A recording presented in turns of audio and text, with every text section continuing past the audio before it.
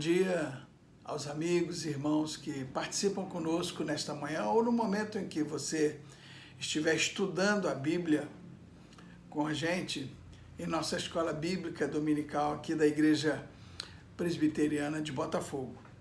É sempre uma alegria e um privilégio, eu não canso de dizer isso, poder juntos, eu e você, estudarmos a palavra de Deus e, como sempre digo, à luz do Espírito Santo do Senhor, entender e internalizar estes ensinamentos. Este tem sido sempre o nosso desejo e a nossa oração.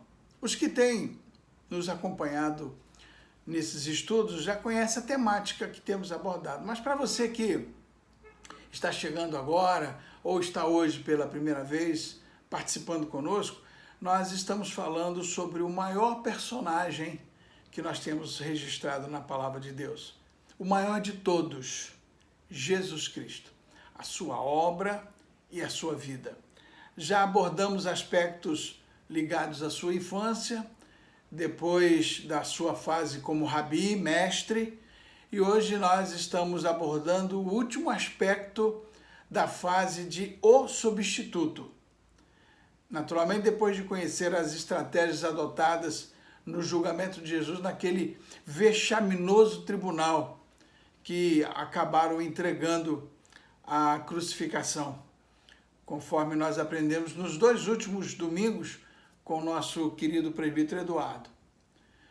E hoje, então, nós vamos estar conversando dentro dessa fase de o substituto, o entregue para ser crucificado. Mas vamos orar? Pedir que Deus nos ajude, que Deus ilumine o nosso coração, a nossa mente, para receber aquilo que o Senhor tem a nos oferecer nesta manhã. Oremos.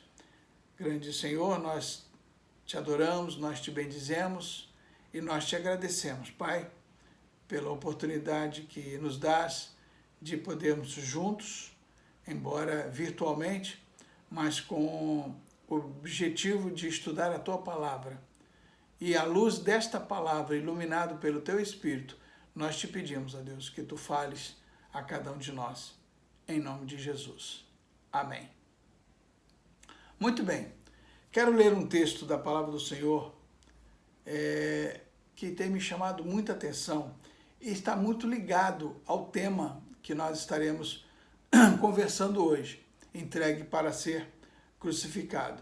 Esse texto está registrado lá em 1 Coríntios, no capítulo 1, do verso 22 ao verso 25.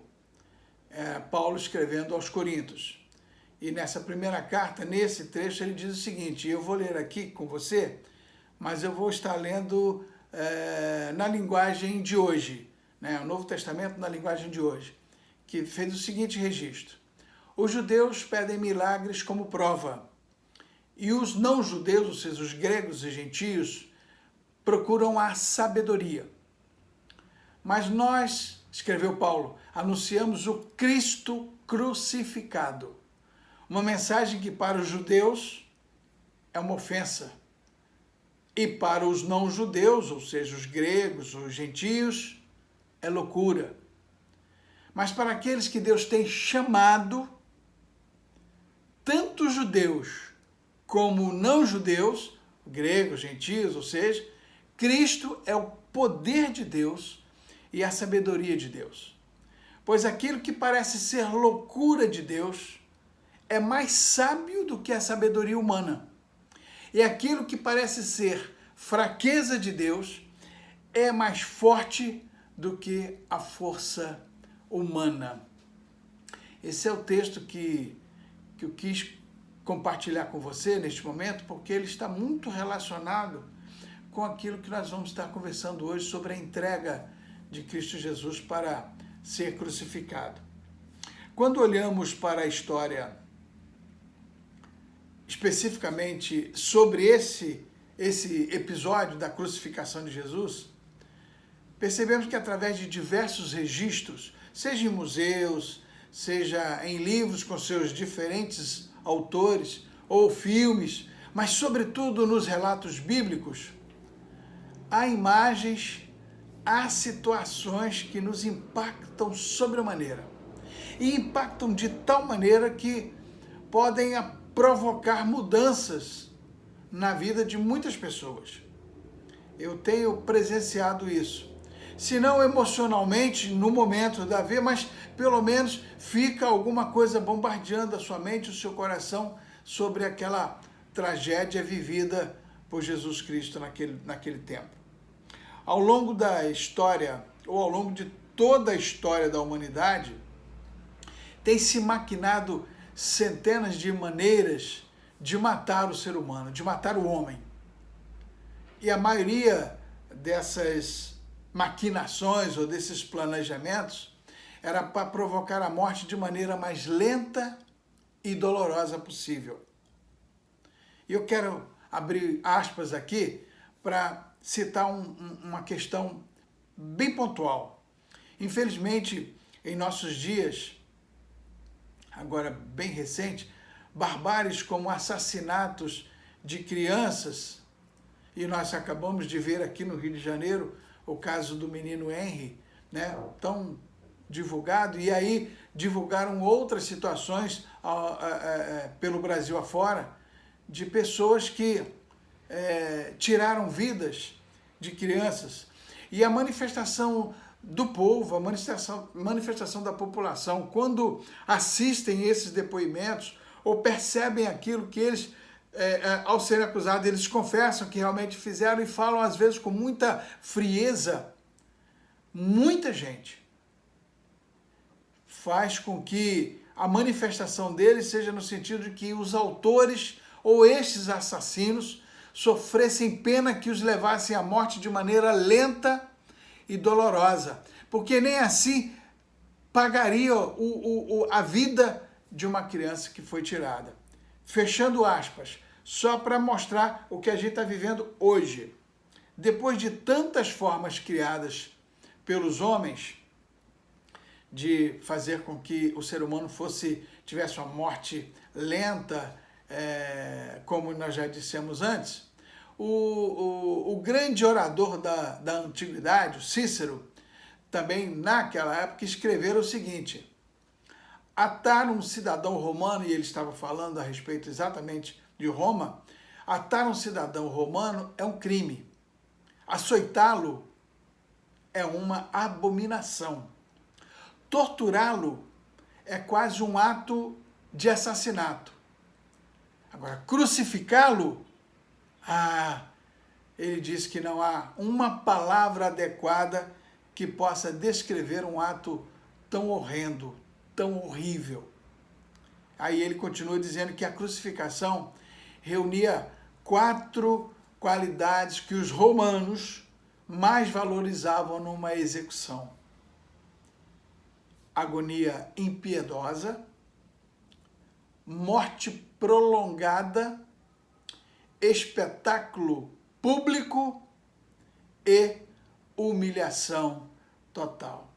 Então já só o fato de se colocar pendurado alguém numa cruz, tudo isso já era uma humilhação muito grande, porque só as pessoas da pior espécie, segundo os romanos, eram que deveriam ser colocados na cruz. Então, esse é o cenário que a gente começa a entender aonde colocaram Jesus. Muito bem. Se você abrir sua Bíblia lá em Mateus, no capítulo 26, versículo 2, você vai ver que depois que Jesus encerrava os seus ensinamentos ali junto ao povo, junto à multidão que estavam perto dele, ele olhou para os seus discípulos e disse o seguinte: sabeis que daqui a 2 dias celebrar-se-á a Páscoa, e o Filho do Homem será entregue para ser crucificado. E Jesus dizia isso aos discípulos, e assim o fizeram. Então, era algo que Jesus já sabia de antemão que ele seria entregue. Sabe, irmãos, o que mais me impressiona em todos esses registros é que a gente conhece a história. A gente sabe o caminho a ser seguido. A gente sabe de todos esses relatos, mas muitas vezes agimos como aqueles que entregaram Jesus para ser crucificado. E olha, não só nas reações que temos para com aqueles que matam crianças, como eu acabei de citar, e isso nos nossos dias, mas também como o próprio Jesus falou aos discípulos, quando o questionaram sobre quando deixaram de estar a favor dele, quando deixaram de defendê-lo. E lembra da resposta que Jesus dera aos discípulos? Isso está lá em Mateus capítulo 25, a partir do verso 42. Ele disse, porque tive fome e não me destes de comer. Tive sede e não me destes de beber. Sendo estrangeiro, não me recolhestes. Estando nu, não me vestistes. Enfermo e na prisão, açoitados, não me visitastes. E aí eles, então, responderam, dizendo o seguinte ao Senhor, Senhor, quando te vimos com fome, ou com sede, ou estrangeiro, ou nu, ou enfermo, ou na prisão, e não te servimos? Jesus, então, respondeu para ele, em verdade, vos digo que quando a um destes pequeninos não o fizestes, não fizestes a mim. Percebe? Porque eu disse que eu fico impressionado, não só com as reações que temos quando vemos algumas barbáries que o próprio homem faz, mas quando deixamos de fazer algo que nós poderíamos fazer. E aí nós fazemos como aquela multidão, como aquela turba, né? Como diz o autor do livro que nos assessora nesse processo. Crucifica-o, crucifica-o, mate-o. É isso que nós estamos fazendo. E aí, como diz o Cícero com relação à crucificação, é uma agonia impiedosa, é uma morte prolongada, e é um espetáculo público e uma humilhação total.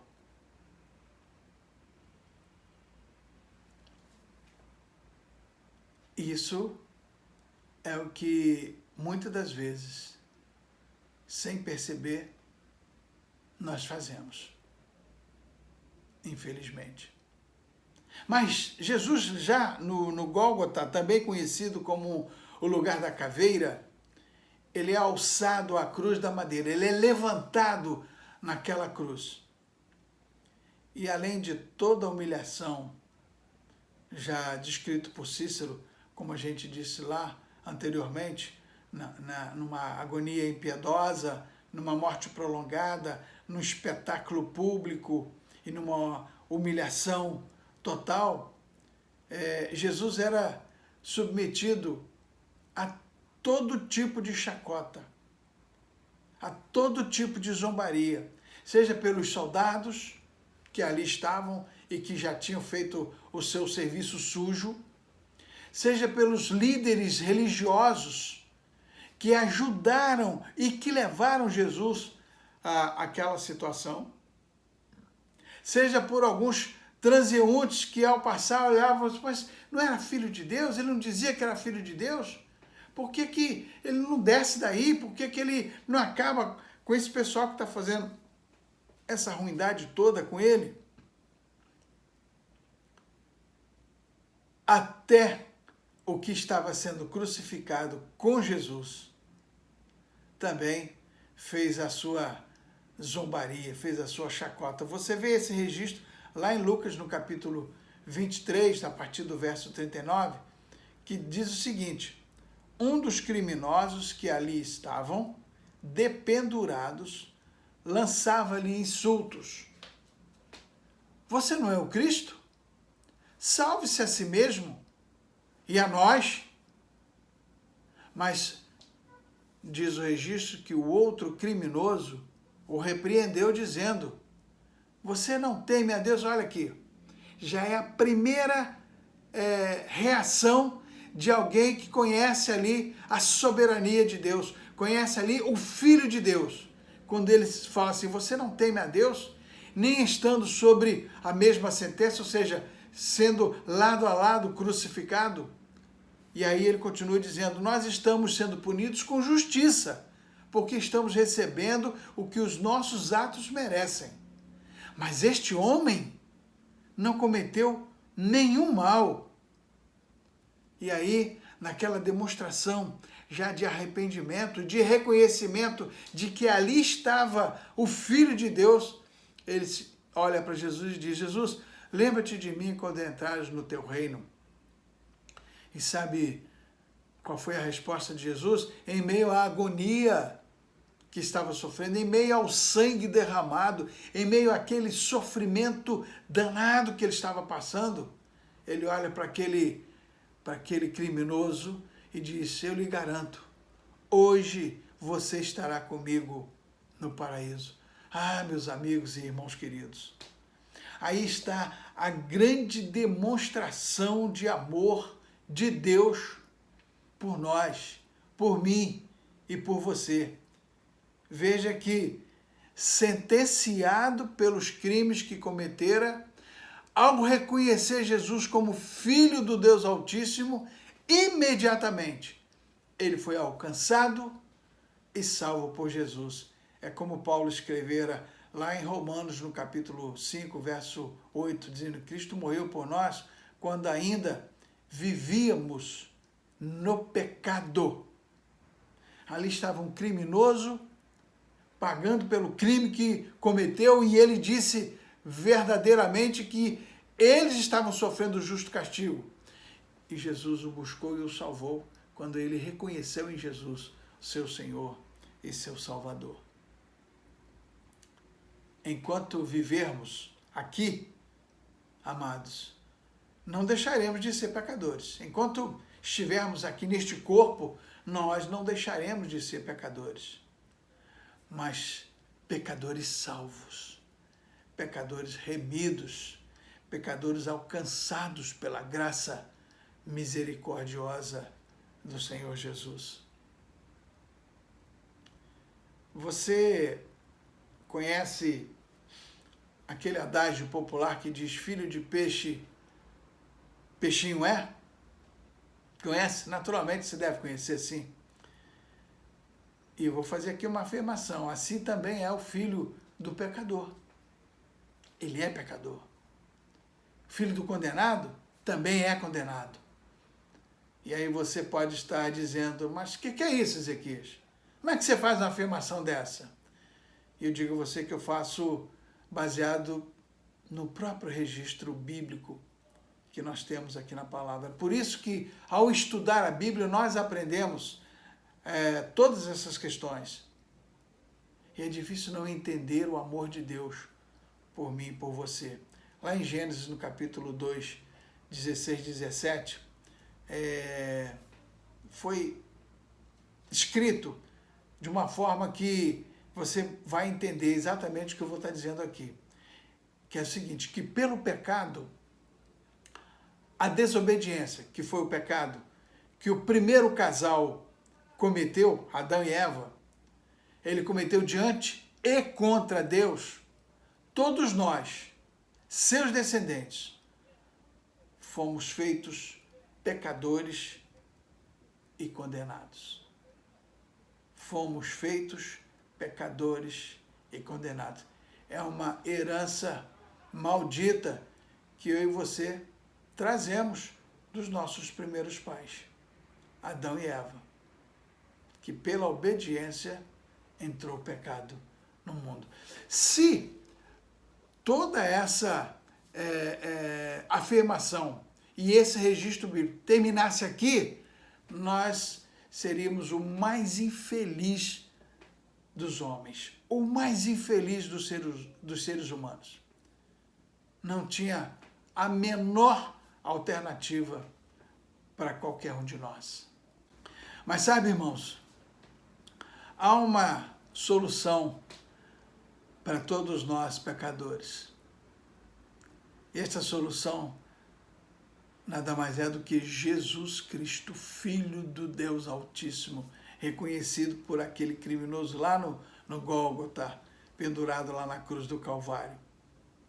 Porque como está registrado lá em Atos, no capítulo 4, verso 12, porque Jesus é o único nome dado entre os homens, o qual importa que sejamos salvos. O qual importa que sejamos salvos. E aí vem uma pergunta aqui que não quer calar. Sabe quem substituiu você em seus delitos e pecados? Ah, você sabe. À luz de que nós já vemos aqui, à luz da palavra de Deus, você sabe quem o substituiu. Jesus Cristo tomou o seu lugar, tomou o nosso lugar, morreu por você, morreu por cada um de nós. Ah, meus caros, apesar dos nossos pecados, apesar da nossa rebeldia, apesar muitas das vezes da nossa traição, a Bíblia nos diz que Deus enviou o seu Filho ao mundo não para condenar o mundo, apesar das nossas transgressões, apesar de merecermos a condenação, mas para que o mundo fosse salvo por ele. João capítulo 3, a partir do verso 16. Essa era a missão de Jesus. E quando ele falou aos seus discípulos que há 2 dias após a Páscoa, ou na Páscoa, ele seria entregue para ser crucificado, ele sabia a missão que ele teria pela frente. E aí fica a pergunta. Você que conhece a história, não só através dos filmes, dos registros de livros ou de museus, mas, sobretudo, o registro bíblico, a Bíblia, que é a única regra de fé e prática.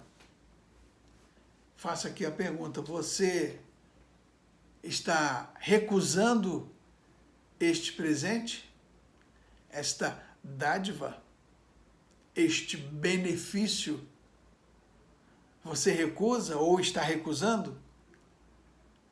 Aí eu quero dizer para você que, à luz da palavra de Deus, nós sabemos o resultado de quem recusa esta dádiva dos céus, realizada por Cristo Jesus.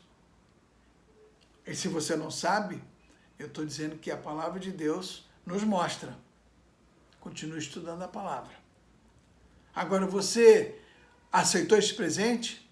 Você absorveu todos os ensinamentos que essa palavra nos trouxe?